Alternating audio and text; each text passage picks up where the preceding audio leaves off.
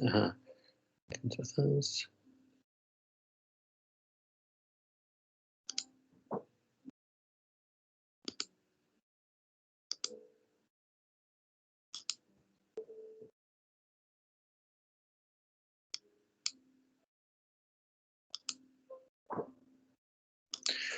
Okay, so we're still on the under the tab of the poetry anthology, and today's lesson is all about Ozymandias, and we'll get to that in a little minute. What I've also shared at the foot of this page now, hopefully you should see, this Thursday, in case you were unaware, it is World Book Day, and what I'm trying to get done is involving as much of the school as possible, because also we've got to do things remotely this year. What I'd like you to do is I've created a flip grid, and I would like everybody to record a book review for me, please. And it's a book that you would highly recommend. Be good if you got a book. It's a book that you got lying around the house, because then you could just hold that up in the flip grid itself, sort of thing. If you haven't, don't worry. Just make sure you know the name of the book that you want to sort of give a sort of big shout out to, author as well. It can be any genre you want. It doesn't have to be fictional. It doesn't have to be a story. It can be a book of poetry. Some of you might have discovered the joys of poetry after our sort of Valentine's Day things that we did. It can be, biographical, somebody you've read that you've admired. It can be anything. It can be a history one, any subjects that you're interested in. Just a book that you'd recommend to somebody else. And obviously, given the reason why you would recommend it, sort of thing. I think I've limited the clip to 5 minutes in length, sort of thing. We're trying to get as many as possible by the end of Thursday, which is World Book Day itself. So it'd be great if we could get like 100 plus, if we think about it across the whole school, we're 200 and odd people. So if we could get up to about half of our school contributing, that would be really good. If you want to, if you want to just do it as audio, that's fine as well. I'll leave that up to you. Any problems? I know that some of you still can't access, etc. If you got a problem with that, obviously record whatever you're recording, and you can always just share the clip with me, and I can get it uploaded for you on your behalf. I'll sort of remind you each day. You should hopefully get reminders from your form tutor too, as well, because I've shared this with form tutors to be going ahead with. So that's something I'd like you to do for me this week. Thank you very much. I'll even put it into ePraise. Not ePraise. Yeah, isn't it? Yeah, ePraise. Yeah, so that just to keep you reminded. Okay, but to today's poem then. So we're going to look at this poem, Ozymandias, and it's all part of that anthology that you've got, and I'll share a PDF copy of the anthology with you as well, so you've got it. As you can see, it's a nice and short poem here. What I'd like you to do for me now is just to read through that poem, Ozymandias, to yourself, and I want you to think about the dearly departed. Funny enough, he was on the news yesterday because he has made his first speech, sort of public speech, since becoming ex-President Trump. Now, I want you to read through that poem, and then I want you to jot down just to the side what you think links this poem, Ozymandias, to Donald Trump. I was doing this fun enough my year 11s, just when we thought we we're going to be having the mocks and all that sort of stuff. And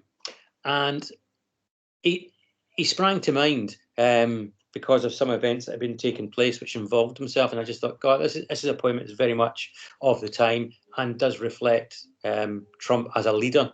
And I want you to maybe think about what made me think that, what connections I could see.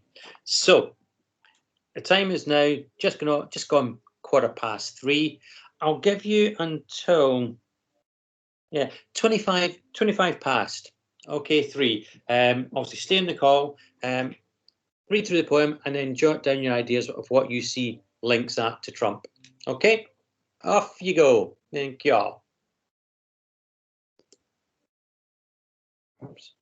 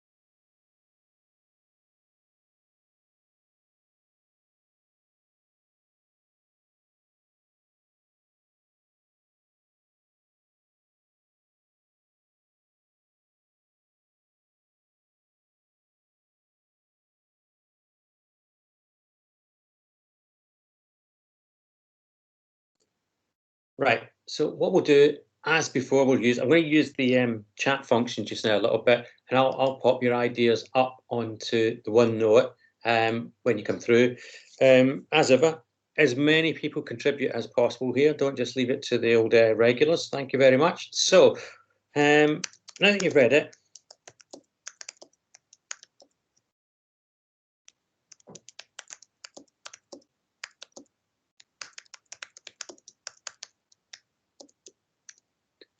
okay, so I'm asking for you to give me links between that poem and ex-President Trump. What links did you see as you read it? What made you maybe think about him as a character? Yes, very good, Leon. You get there. Yeah, yeah, a very Trumpian phrase, isn't it? Thanks, Leon.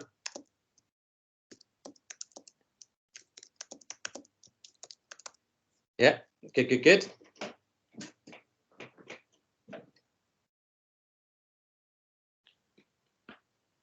Just waiting for a few others to come through. Okay, obviously, be thinking about, obviously, Leon's given us a direct quote there, which is good. We'll look to that in a little minute. But obviously, again, things as, and Lottie's just come through with one as well. Think about maybe themes that come out of this as well, maybe attitudes about the ruler. That's all relevant as well. Good quote again there, Lottie. Thank you.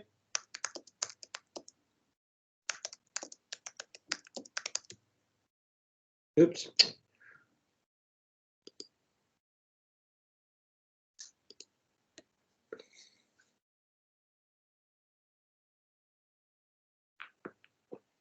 Good, Christian, yeah.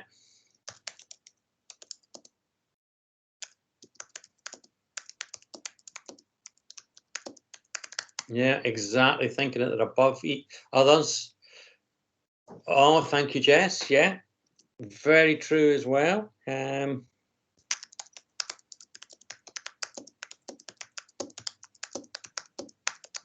much as they might think, wealth and power don't last forever. And yeah, good. Power shouldn't be misused. Thank you, Matthew, as well, coming in.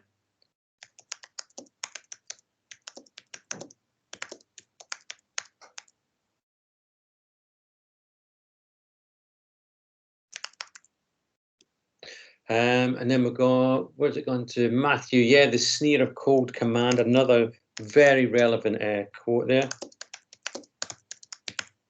Okay, good. Yeah, good, Kiva. Yeah, that idea about not having any sort of, let's move down a wee bit there, not having any respect for his people. Yeah, spot on.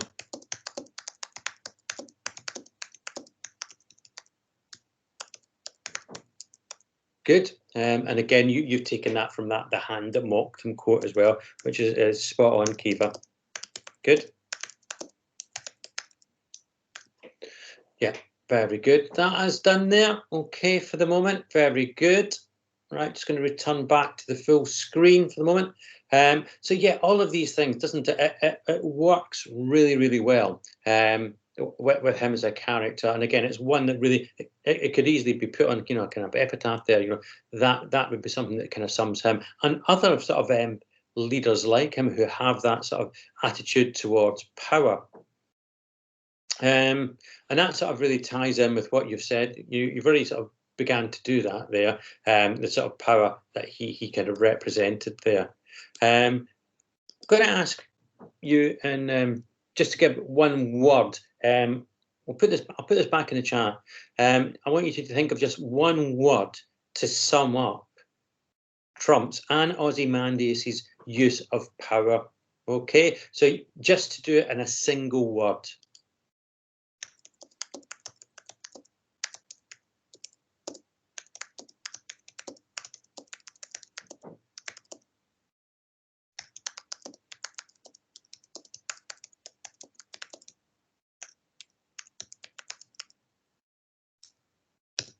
Okay, so it's just a single, very good one there, Christian. I like that.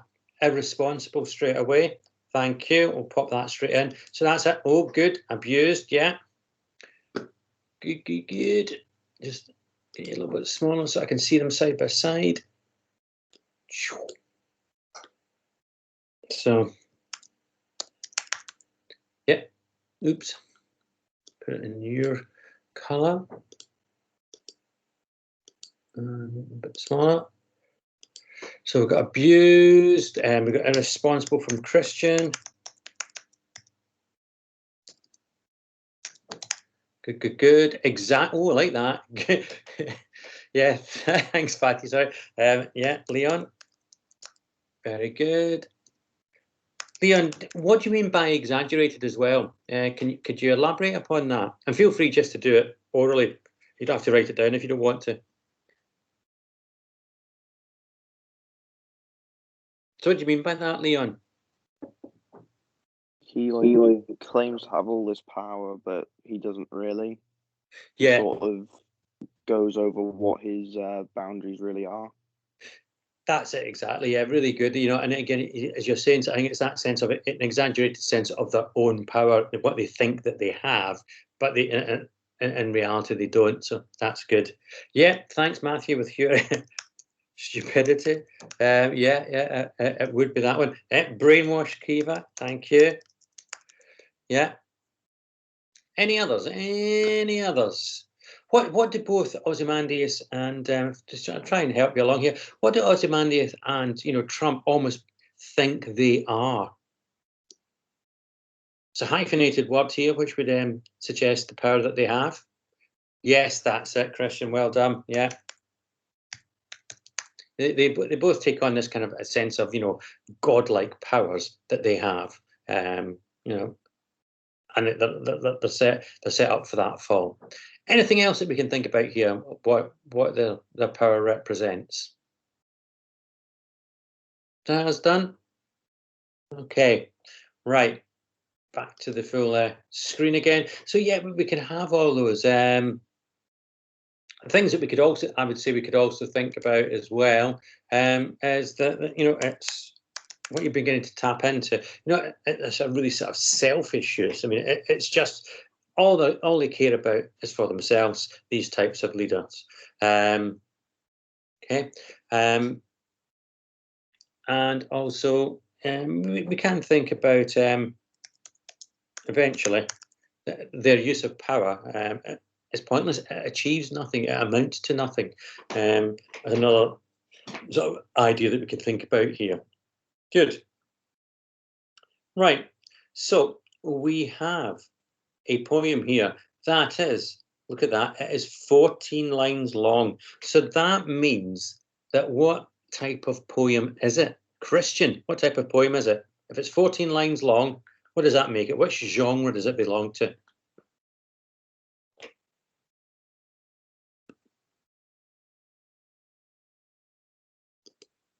A sonetto. I would just go for a sonnet too as well, but you're in the right ballpark there. Don't know where you got sonetto. I think we're thinking of cornetto as well at the same time, possibly. But yeah, spot on. Yeah, so 14 lines. And for your bonus question, Christian, what do sonnets? What are sonnets usually written about?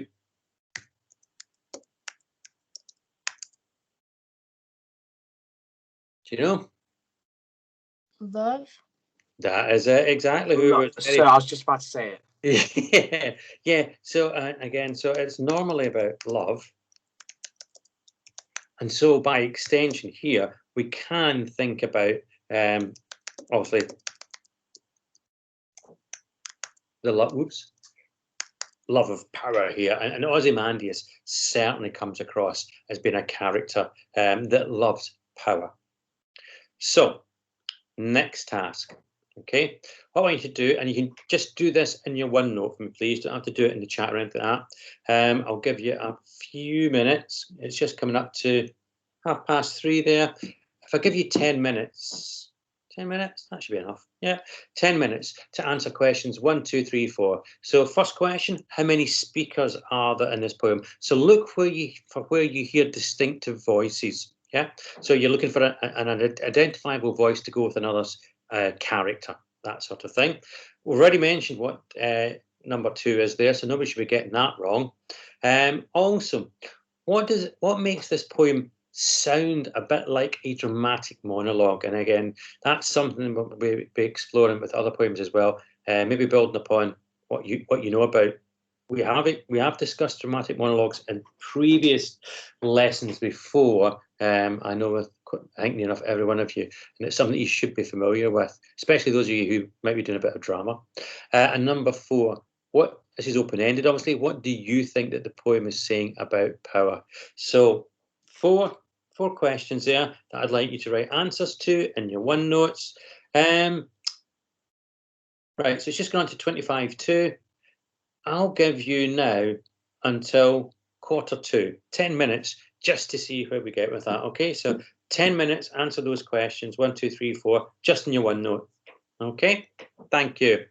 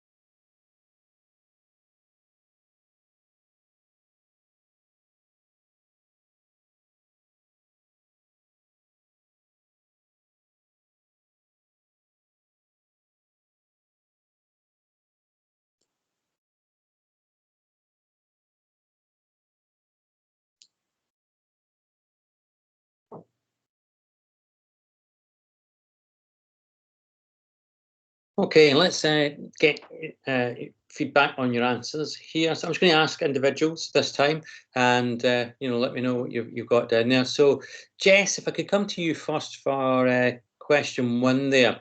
How many speakers did you have in this poem? I said 3. And you know what, Jess? You'd be right. You're spot on. 3 speakers. Do you want to name them in case anybody didn't quite get them all?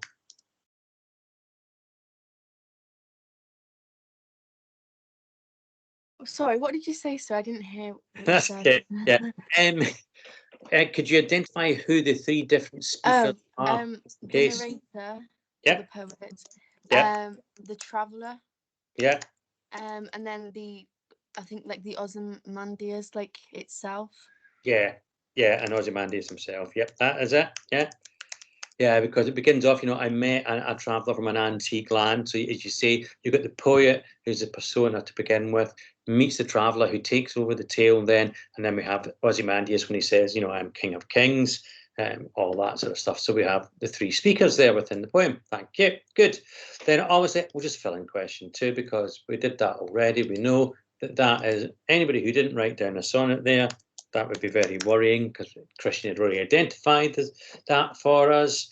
Okay, good. Then moving on to the third question there, and I asked you to sort of say, what makes this poem sound like a dramatic monologue? So first of all, really what we've got to understand, hopefully, is what a dramatic monologue is. Leon, are you able to sort of fill in the gaps there about what a dramatic monologue is? I just, for my answer, I just sort of put that it's showing 2 sides of the story. There we are, right? So we've got telling 2 sides of the story. I will take that, yeah.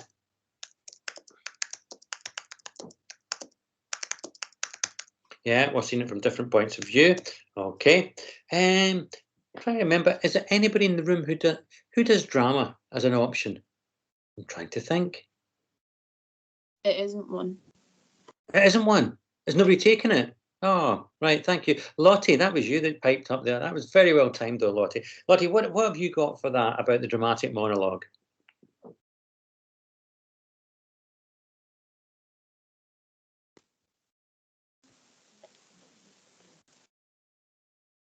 Hi, Lottie, can you hear? It keeps disconnecting. Oh, sorry. What makes that a dramatic monologue? Are you able to say? I'm not quite sure. Okay. Kimmy, what about you? What did you put for number 3?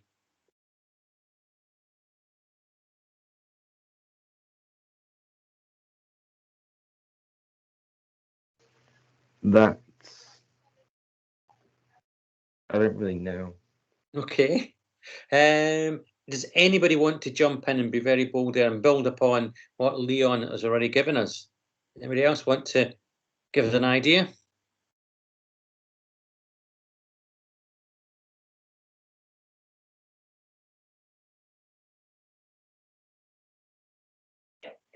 No, okay. Well, dramatic monologue, that is, oops.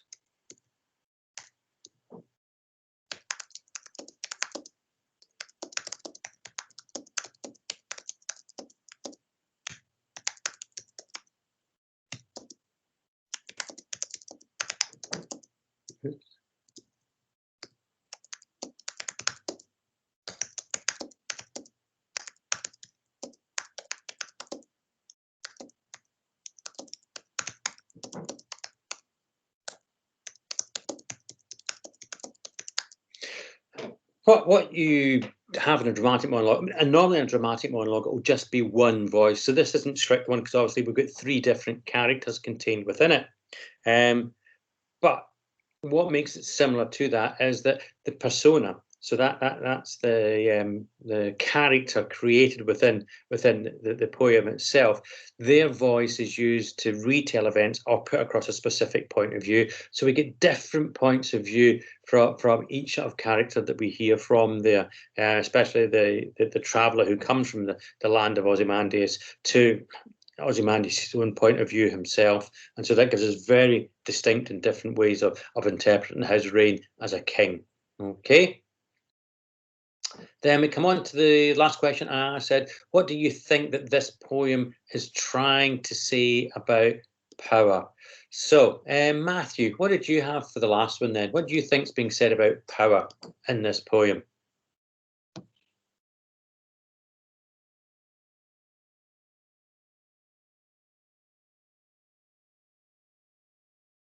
Sorry, I accidentally left instead of pressing the unmute button. Oh, dear. Right, Matthew, what did you put down for your answer for question 4 there about what you think this poem is saying about power? I didn't get onto number 4. I just finished number 3. Okay, right, okay. Christian, what do you think is being said about power in this poem? That power's only temporary. Good, yeah.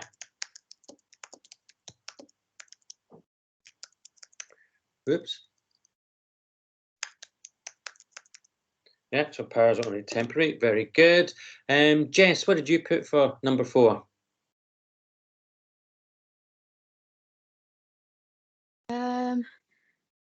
The way that I guess he said that the statue had been like half sunk, in a way nature sort of overpowers power itself. So like one person as an individual can't necessarily overpower people as a whole who actually come together.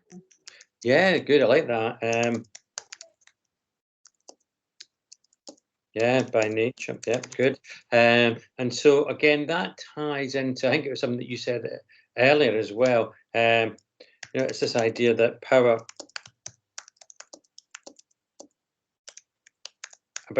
being quite fleeting. That's flitting. And it doesn't last forever, and it can be replaced. So yeah, that works well. That's good. George, what about you? What did you do for the question 4? What did you see being explored about the theme of power in this poem?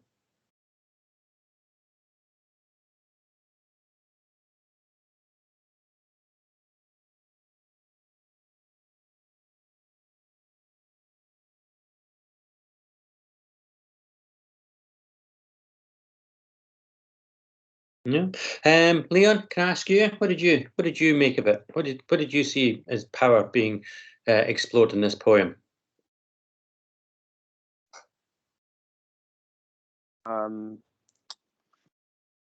Being explored, you say?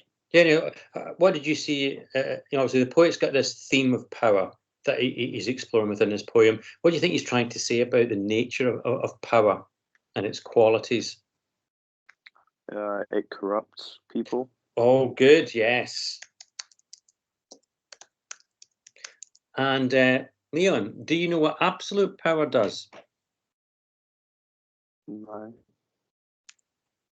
It's a famous quote, this. And so you got the power corrupts, absolute power corrupts.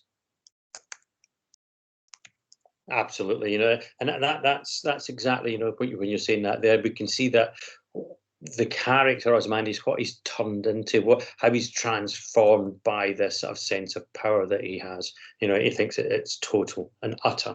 Okay, so a variety of viewpoints coming in there with this concept of power.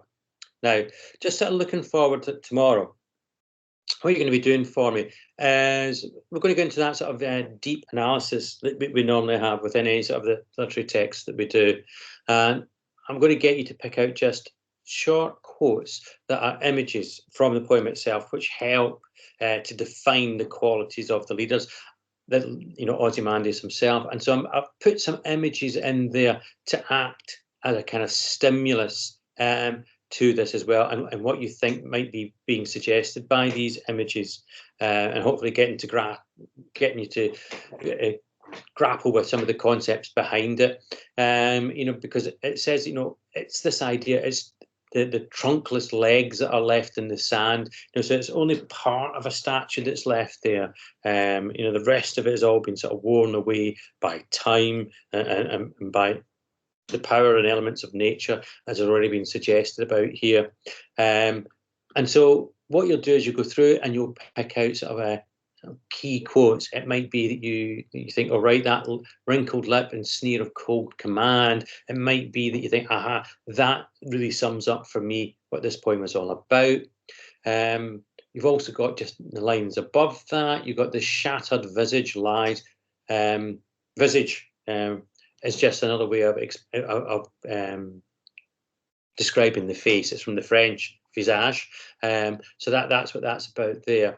And it's about, so you'll just look for the one sort of key image for you that sums up this poem, and it kind of speaks to you from the poem. And that way you'll then explore that through the imagery, and the images we've got linked below. That takes us then into that sort of analysis of language, okay, which you should be getting more and more used to as we sort of go through this year.